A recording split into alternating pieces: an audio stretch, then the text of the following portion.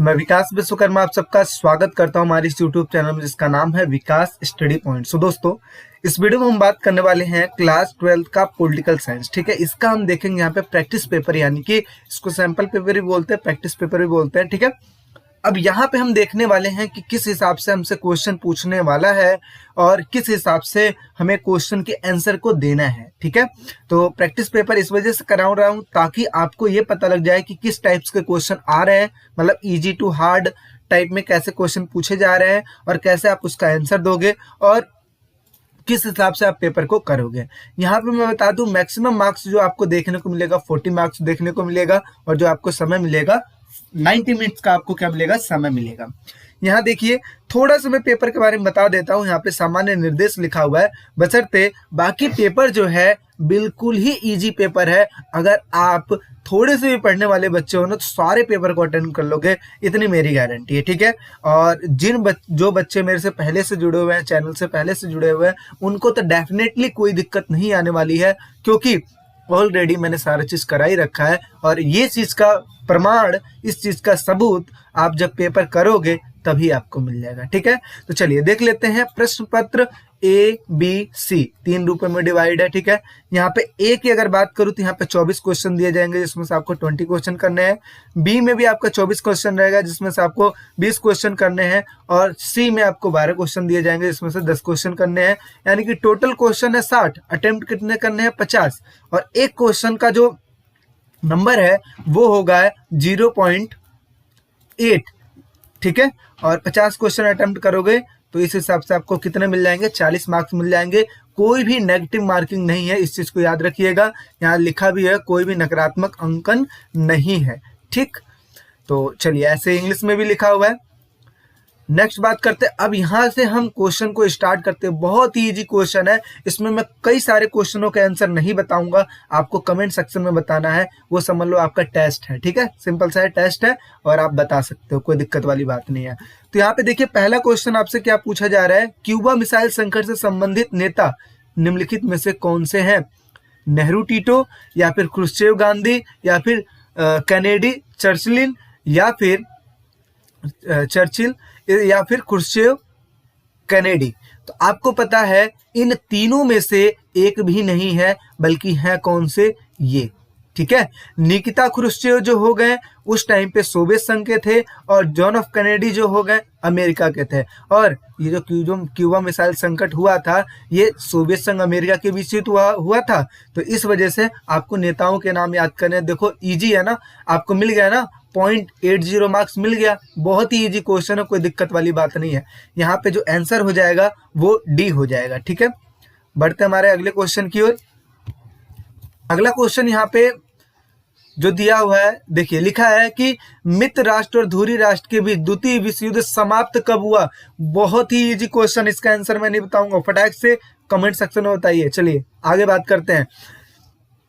Nagasaki पर गिराए गए बम का गुप्त नाम क्या था? तो यहाँ पे देखिए 2 बम गिराए गए थे, हिरोशिमा और नागासाकी पे बम जो गिराए गए थे उनका नाम क्या था? एक था लिटिल बॉय, एक था फैट मैन।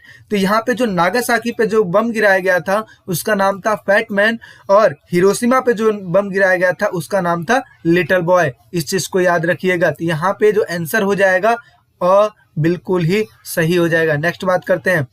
अगला जो क्वेश्चन है, नाटो की स्थापना कब हुई थी? बिल्कुल इसका तो आंसर मैं नहीं बताऊंगा, जल्दी से आप कमेंट सेक्शन में बताइए। नेक्स्ट बात करते हैं 5वें का, साम्यवादी खेमों के देशों को किस नाम से जाना जाता है? ये तो बहुत ही इजी क्वेश्चन है, लेकिन फिर भी मैं आपको बता दूं, दूसरी दुनिया के नाम से जाना जाता है। आपको पता है 3 टाइप्स की दुनिया है। पहली दुनिया की बात करें तो इसमें अमेरिका आता है, दूसरी दुनिया की बात करें तो उसमें सोवियत संघ और साम्यवादी देश आते हैं, और तीसरी दुनिया की जब बात करते हैं तो उसमें भारत और गुट निरपेक्षता वाले देश आते हैं। तो इस चीज को याद रखिएगा। पहली दुनिया अमेरिका और पूंजीवादी देश, दूसरी दुनिया साम्यवादी और सोवियत संघ वाले देश। इसके अलावा तीसरी दुनिया की बात करें तो भारत और गुट निरपेक्षता वाले देश आते हैं तीसरी दुनिया में। तो यहाँ पे जो आंसर हो जाएगा अ हो जाएगा, बिल्कुल सही। नेक्स्ट बात करते हैं। अगला लिखा है, बोरिस एल्त्सिन के नेतृत्व में सोवियत संघ के 3 बड़े गणराज्यों रूस, यूक्रेन और बेलारूस ने सोवियत संघ की समाप्ति की घोषणा कब की थी? इसका भी बहुत ही इजी आंसर है। इन्होंने जो किया था दिसंबर 1991 में डिक्लेयर कर दिया था कि सोवियत संघ की अब क्या हो गई है, समाप्ति हो गई है। नेक्स्ट बात करते हैं, सोवियत संघ ने अफगानिस्तान में किस वर्ष हस्तक्षेप किया था? किस वर्ष हस्तक्षेप किया था? तो आपको पता है 1979 में इसने हस्तक्षेप किया था और 10 साल तक वहां पे अपनी सेनाओं को भेज के रखा और फिर उसके बाद 1989 में वहां से क्या हो गया, रिटर्न हो गया। और रिटर्न होने के बाद क्या होता है, बर्लिन की दीवार को गिरा दिया जाता है और यहीं से समझ लिया जाता है कि अब धीरे धीरे सोवियत संघ का खात्मा होना स्टार्ट हो गया। तो यहाँ पे ब जो पॉइंट होगा बिल्कुल ही सही जवाब होगा। सभी क्वेश्चनों के आंसर जब मैं सॉरी वीडियो बना रहा था उस टाइम पे सभी क्वेश्चनों के आंसर मिलेंगे, ठीक है। जितने भी चैप्टर मैंने कराया है, हर जो बच्चा पहले से देखते आ रहा है हर क्वेश्चन का जवाब दे सकता है, ठीक है, क्योंकि सारा चीज उसमें कवर अप मैंने करवा रखा है। और आई थिंक मैं डिस्क्रिप्शन में भी दे दूंगा लिंक, आप जाके वहां पे भी चैप्टरों को रीड आउट कर सकते हो, बशर्ते बहुत इजी क्वेश्चन है। नेक्स्ट बात करते हैं, 8वां लिखा है तजाकिस्तान। तजाकिस्तान कितने वर्षों तक गृह युद्ध की चपेट में रहा? तो 10 वर्ष तक रहा। ये तो बहुत इजी क्वेश्चन है। नेक्स्ट बात करते हैं, 9वां, सोवियत संघ के विघटन के कारणों में से निम्नलिखित में से कौन सा कारण सही नहीं है? सही नहीं है बताना हमें। तो सोवियत संघ का पहले विघटन क्यों हुआ, इस चीज को समझते हैं। पहला, राजनीतिक आर्थिक संस्था अंदरूनी रूप से कमजोर हो गई थी, बिल्कुल सही बताया जा रहा है। कई वर्षों तक अर्थव्यवस्था अवरुद्ध रही, बिल्कुल सही बताया जा रहा है। उपभोक्ता वस्तुओं की कमी पड़ गई थी क्योंकि शस्त्रों का ज्यादा प्रोडक्शन कर रहे थे। और लास्ट में लिखा अंतरराष्ट्रीय संधि और करार समाप्त हो गया था। ये बिल्कुल ही गलत पॉइंट है, इस वजह से इसका जो आंसर हो जाएगा द पॉइंट आंसर हो जाएगा, क्योंकि इस कथन में ही पूछा गया है कौन सा कथन सही नहीं है। तो द जो पॉइंट लिखा हुआ है बिल्कुल गलत है।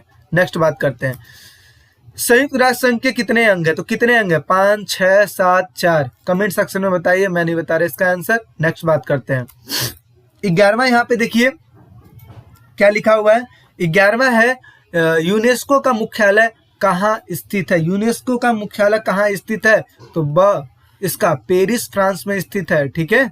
नेक्स्ट बात करते हैं, यूनिसेफ की स्थापना किसके द्वारा की गई थी? किसके द्वारा? यूएस के द्वारा की गई थी, संयुक्त राष्ट्र महासभा के द्वारा की गई थी, संयुक्त राष्ट्र सचिवालय के द्वारा की गई थी, या फिर यूएसएसआर के द्वारा की गई थी? तो यहाँ पे बी पॉइंट बिल्कुल राइट हो जाएगा, संयुक्त राष्ट्र महासभा ने यूनिसेफ की स्थापना की थी। नेक्स्ट बात करते हैं, आईएलओ का मुख्यालय कहाँ स्थित है? अब यहाँ पे आईएलओ है क्या, पहले इस चीज को समझो।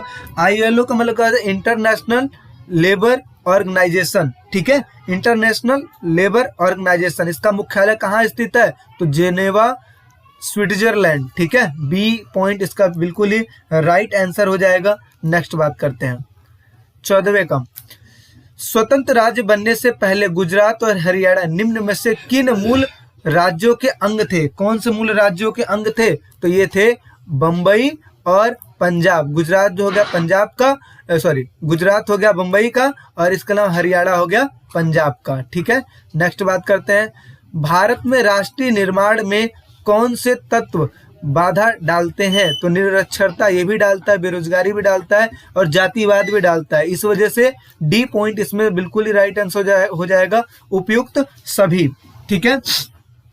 नेक्स्ट बात करते हैं, अगला लिखा है कि भारत के प्रथम चुनाव आयुक्त कौन थे? बहुत ही इजी क्वेश्चन है, क्योंकि 11 से ही पढ़ाया आया जा रहा है। तो इसका भी आंसर आप फटाक से कमेंट सेक्शन में ही बताइए, ठीक है, बहुत इजी क्वेश्चन है। नेक्स्ट बात करते हैं, अगला जो लिखा हुआ है 17वां जो लिखा हुआ है, अमृता प्रीतम किस भाषा की कवित्री थी? तो हिंदी होगी, उर्दू, मलयालम या फिर पंजाबी? तो पंजाबी, ठीक है, यहाँ पे डी ऑप्शन हो जाएगा। नेक्स्ट बात करते हैं, झारखंड राज्य कब बनाया गया था? तो कब बनाया गया था? 2000 में बनाया गया था।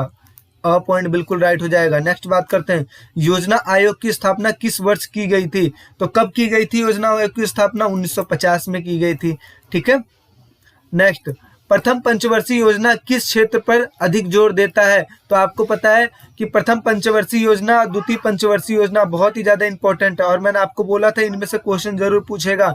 तो प्रथम पंचवर्षीय योजना जो की गई थी कृषि के ऊपर, और जो द्वितीय पंचवर्षीय योजना की गई थी वो उसका जो उद्देश्य था उद्योग क्षेत्रों को बढ़ावा देना। तो इसमें पहला जो पंचवर्षीय योजना का हो जाएगा, ये सी पॉइंट बिल्कुल ही यहाँ पे राइट आंसर देखने को मिलेगा। नेक्स्ट बात करते हैं, 21वां है 1956 में स्वेज नहर मामले को लेकर ब्रिटेन ने किस देश पर आक्रमण किया? तो किस देश पर आक्रमण किया था? मिस्र पे किया था, ईरान पे किया था, सऊदी अरब पे किया था या फिर जॉर्डन पे किया था? तो किस पे किया था? ब यानी कि मिस्र पर किया था।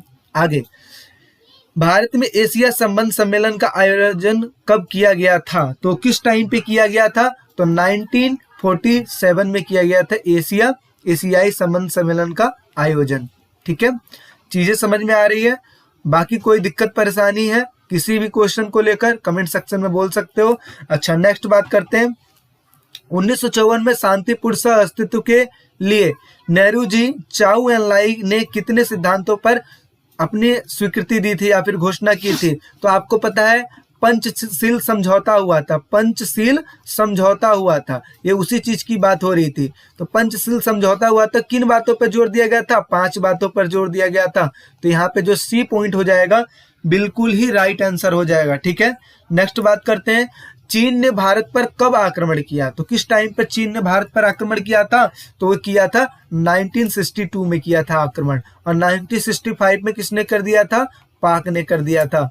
तो इस चीज को याद रखिएगा। नेक्स्ट बात करते हैं, अब 25वें की अगर मैं बात करूं तो यहाँ पे देखिए 25वां जो लिखा हुआ है कि सीटों की सही पूर्ण रूप लिखिए, मतलब क्या है, इसका फुल फॉर्म लिखिए। तो सीटों का फुल फॉर्म क्या होता है? South Asian association treaty organisation, मतलब क्या है कि दक्षिणी पूर्वी एशियाई संधि संगठन।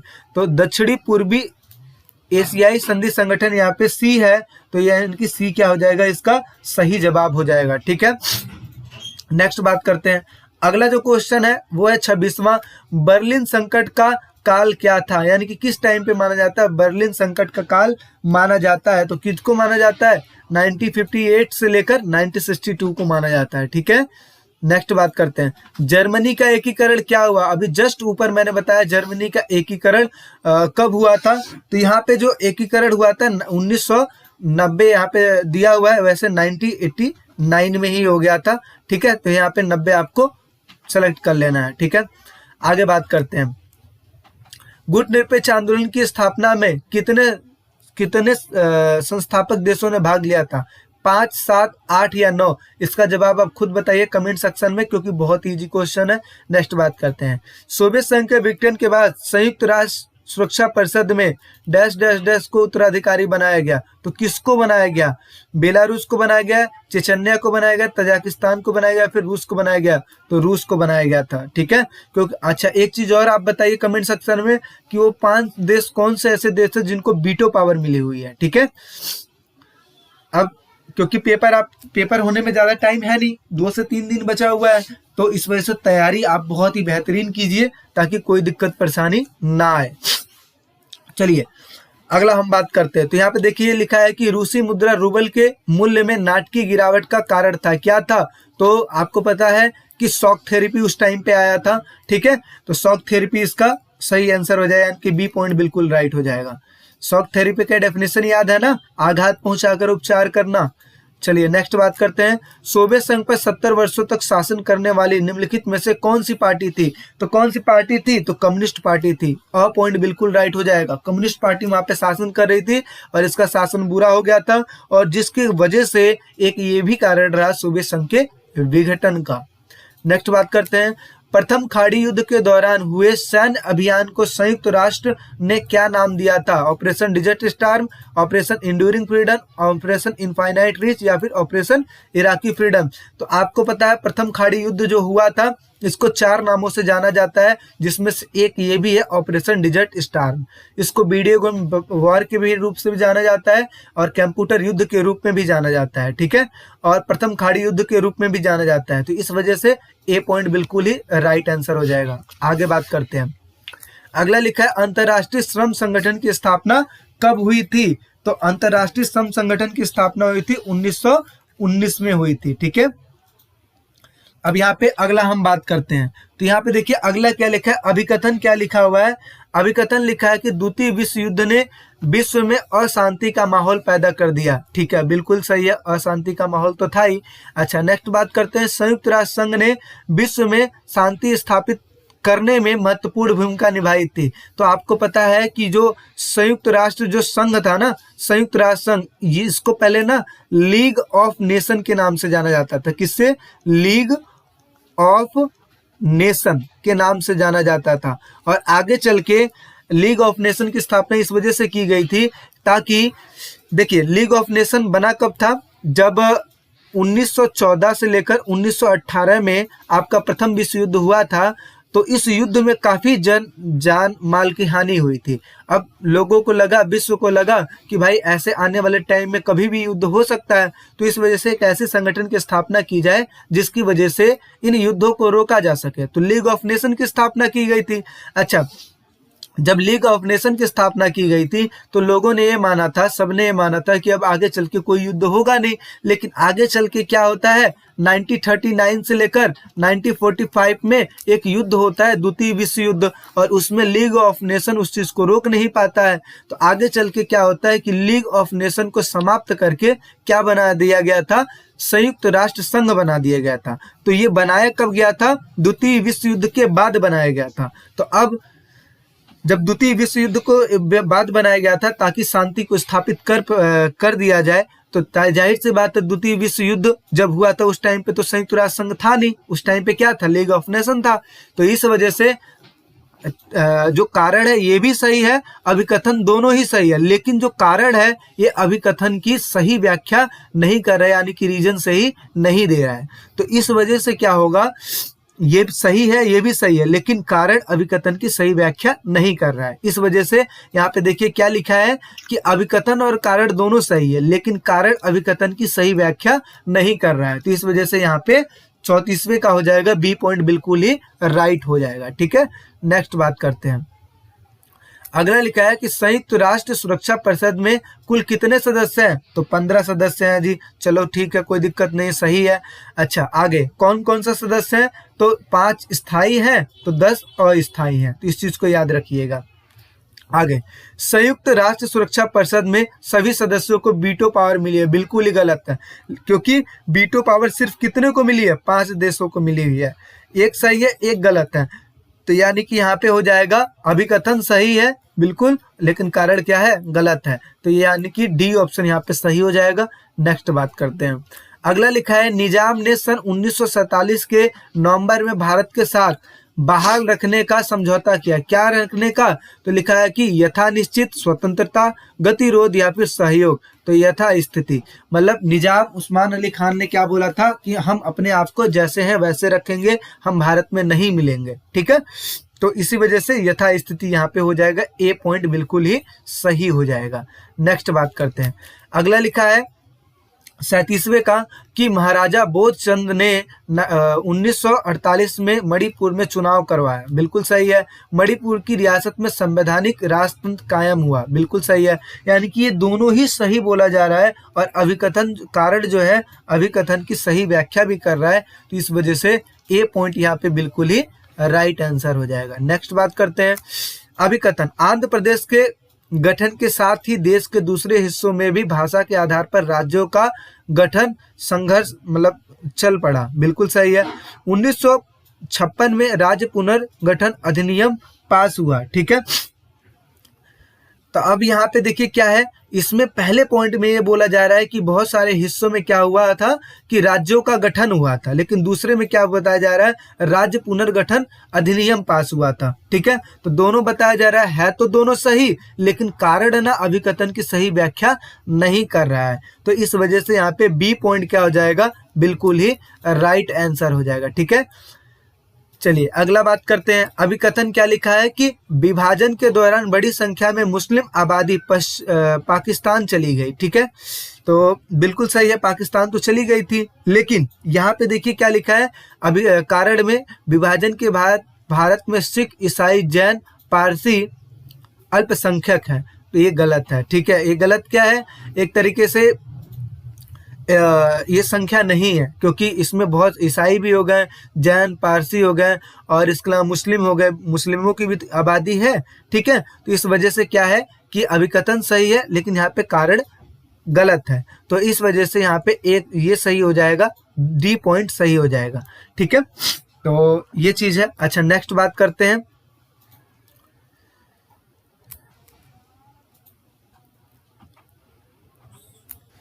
औपनिवेशिक शासन के समय प्रांतों की सीमाएं प्रशासनिक सुविधा के लिहाज से तय की गई। ठीक है, तो ये जो चीज बताया जा रहा है बिल्कुल सही है। अच्छा, प्रांतों की सीमा इस बात से भी तय की गई थी कि किसी रजवाड़े के अंतर्गत कितना इलाका शामिल होगा। ठीक है, तो ये भी चीज सही बताया जा रहा है। तो इस वजह से क्या है, यहाँ पे भी देखो किसके बारे में बात की गई है, प्रांतों के बारे में बात की गई है, और इसमें भी प्रांतों के बारे में बात की गई है। तो कारण अभिकथन की सही व्याख्या कर रहा है, तो इस वजह से यहाँ पे अ पॉइंट बिल्कुल ही सही आंसर हो जाएगा। बाकी देखो, अगर किसी क्वेश्चन में आपको कोई सी भी कंफ्यूजन होती है ना, तो आप जरूर बताइएगा। ठीक है, नेक्स्ट बात करते हैं। और वीडियो कैसी लग रही है ये भी जरूर बताइए, फटाक से लाइक कर dीजिए। ठीक है, इतना आप लोगों के लिए मेहनत किया जाता है, और अपने दोस्तों में शेयर कर दीजिए। और अगर आप न्यू हैं तो चैनल को सब्सक्राइब कर लीजिए, क्योंकि आने वाले टाइम में ऐसी ही बहुत सारी वीडियो आपको मिलने वाली है। नेक्स्ट बात करते हैं। 1950 में भारत सरकार ने एक प्रस्ताव के जरिए स्थापना किया था, यानी कि किस चीज की स्थापना किया था, तो योजना आयोग की स्थापना किया था 1950 में। ठीक है, अच्छा नेक्स्ट बात करते हैं। नीति आयोग ने निम्नलिखित में से किसका स्थान ले लिया था, तो किसका स्थान लिया था, योजना आयोग का स्थान ले लिया था। ठीक है, योजना आयोग था, और आगे चल के 2015 में योजना आयोग को हटाकर क्या बना दिया गया था, नीति आयोग बना दिया गया था। इस वजह से अ पॉइंट यहाँ पे क्या होगा, बिल्कुल ही राइट हो जाएगा। ठीक है, अगला हम बात करते हैं।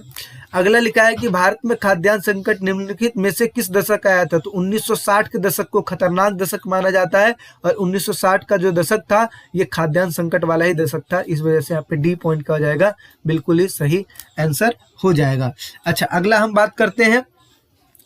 भारत में 1998 में दूसरा परमाणु परीक्षण किया गया था, बिल्कुल सही है। भारत ने 1998 में बताया कि उसके पास सैन्य उद्देश्यों के लिए अणु शक्ति को इस्तेमाल में लाने की क्षमता है, बिल्कुल सही है। यानी कि दोनों पॉइंट बिल्कुल सही है, क्योंकि इसमें भी परमाणु बम के बारे में बात हो रही है, और इसमें भी सेम यही बात हो रही है, तो बिल्कुल सही है, यानी कि अ पॉइंट यहाँ पे सही हो जाएगा। ठीक है, आगे बात करते हैं। 1966 में भारत पाकिस्तान के मध्य ताशकंद समझौता हुआ, बिल्कुल सही है। ताशकंद समझौते में सोवियत संघ ने मध्यस्थता की भी भूमिका निभाई थी, बिल्कुल सही है। ये दोनों पॉइंट सही है, इस वजह से ए पॉइंट क्या हो जाएगा, यहाँ पे सही आंसर हो जाएगा। ठीक है, नेक्स्ट बात करते हैं आगे। 1962 में भारत चीन युद्ध के समय रक्षा मंत्री कौन थे, तो रक्षा मंत्री कौन थे, तो उस टाइम थे बीके कृष्ण मेनन थे। ठीक है, तो यहाँ पे 46वें का क्या हो जाएगा, 46वें का 100 हो जाएगा, बिल्कुल ही राइट आंसर। नेक्स्ट बात करते हैं। आजादी के बाद कुछ पार्टी अमेरिका के साथ विदेशी संबंध रखने के पक्षधर थी, इनमें से प्रमुख थी, यानी कि कौन सी पार्टी थी, तो कौन सी पार्टी थी, यहाँ पे भारतीय जनसंघ पार्टी थी, यानी कि स्वतंत्रता पार्टी थी।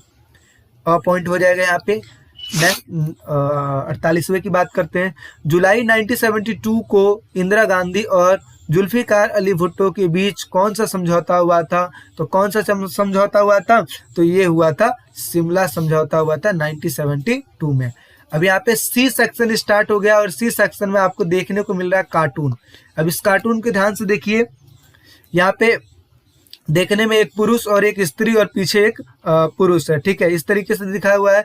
यहाँ पे अगर ध्यान से देखिए तो इसके जेब पे कुछ लिखा हुआ है USSR। ठीक है, और ये है USA। ठीक है, तो इस तरीके से USSR का मतलब क्या हो गया, सोवियत संघ, और USA का मतलब हो गया अमेरिका।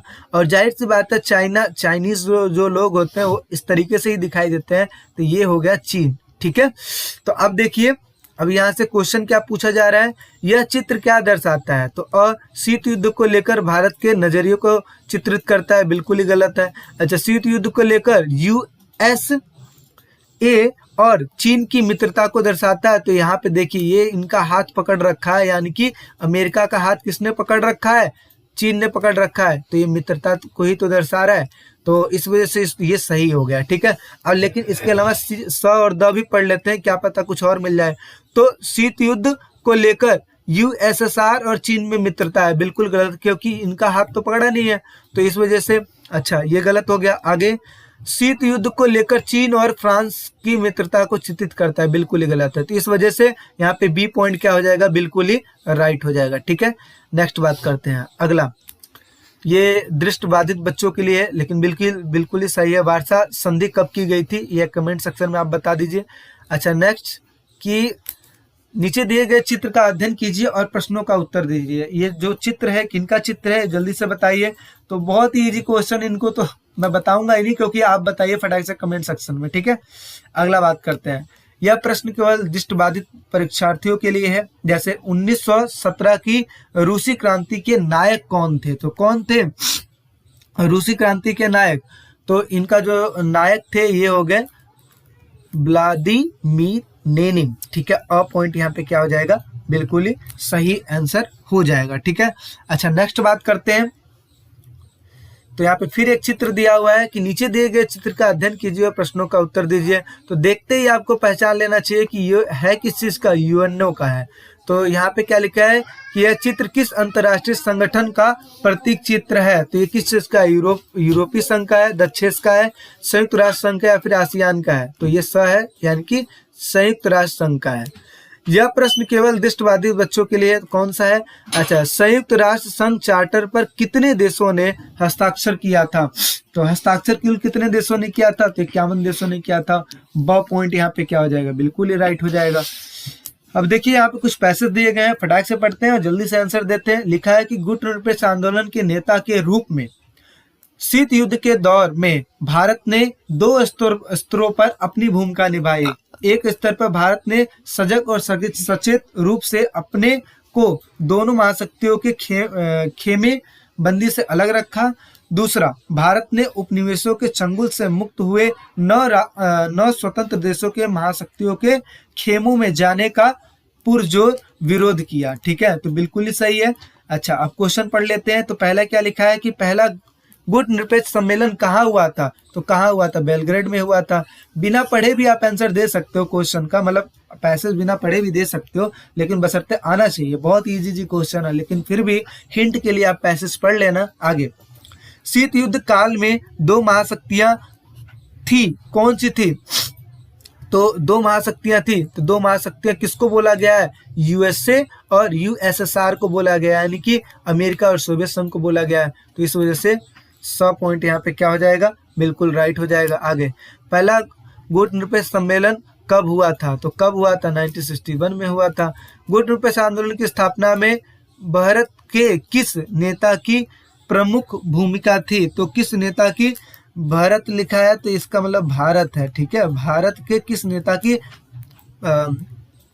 प्रमुख भूमिका थी, तो किसकी थी, नेहरू जी की थी, गांधी जी की थी, पटेल की थी, या फिर उपयुक्त में सभी की थी। तो इसका जो सही आंसर हो जाएगा नेहरू जी, क्योंकि पंडित जवाहरलाल नेहरू ने इस चीज को किया था। अच्छा, नेक्स्ट बात करते हैं। फिर पैसेज दिया हुआ है, इसको पढ़ना है और नीचे दिए गए आंसर को, क्वेश्चनों को आंसर देना है। देखिए क्या लिखा है, केंद्र और राज्य स्तर पर नीति निर्माण के संबंध में केंद्र सरकार को आवश्यक और तकनीकी सलाह प्रदान करने के उद्देश्य से 1 जनवरी 2015 को योजना आयोग के स्थान पर नीति आयोग की गठन किया गया था। भारत के प्रधानमंत्री नीति आयोग के पदेन अध्यक्ष हैं और वह नीति आयोग के उपाध्यक्ष नीति करते हैं, ठीक है, नियुक्ति करते हैं। नेक्स्ट, नीति आयोग के पहले उपाध्यक्ष अरविंद पनगड़िया थे, ठीक है। तो अब यहाँ पे देखिए क्वेश्चन क्या पूछा जा रहा है, योजना आयोग की स्थापना कब हुई थी, तो कब हुई थी, 1950 में हुई थी योजना आयोग की स्थापना। आगे, नीति आयोग का गठन कब हुआ था, तो देखिए यहीं पे लिखा हुआ है 2015 में हुआ था। नेक्स्ट क्या बताया जा रहा है, भारत का थिंक टैंक किसे कहा जाता है, थिंक टैंक किसको कहा जाता है, तो नीति मतलब नीति एक तरीके से प्लानिंग ही होता है, तो सोचने को तो क्या बोलेगा, थिंक ही बोला जाएगा ना। तो यहाँ पे ब पॉइंट क्या होगा, बिल्कुल राइट होगा। नेक्स्ट क्या है 59 का, नीति आयोग के उपाध्यक्ष की नियुक्ति कौन करते हैं, तो कौन करते हैं, तो प्रधानमंत्री करते हैं, क्योंकि देखिए यहाँ पे लिखा है नियुक्ति कौन करते हैं? तो ये प्रधानमंत्री करते हैं। अच्छा, लास्ट क्वेश्चन क्या लिखा हुआ है? लास्ट क्वेश्चन ये, नीति आयोग के पदेन अध्यक्ष कौन होते हैं? तो कौन होते हैं? प्रधानमंत्री होते हैं। तो 100 पॉइंट बिल्कुल ही राइट आंसर यहाँ पे हो जाएगा। तो इस तरीके से सैंपल पेपर बहुत ही इजी था, आप खुद देखे हो और सारे क्वेश्चनों का आपने जवाब भी दिया होगा, और जितनी भी चीज मैंने पूछा है कमेंट सेक्शन में जरूर जवाब दीजिएगा वीडियो पॉज कर करके, ठीक है।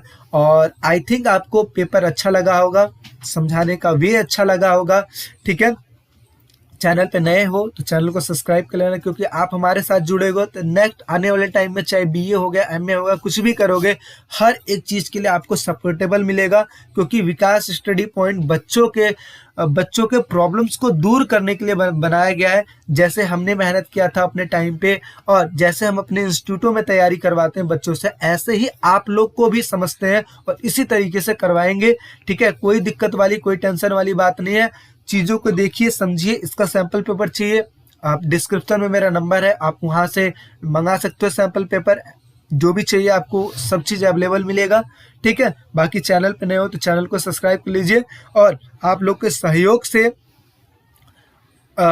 सहयोग से ही हम धीरे धीरे आगे बढ़ सकते हैं। तो इस तरीके से मिलते हैं नेक्स्ट वीडियो में। अभी के लिए टेक केयर, बाय बाय।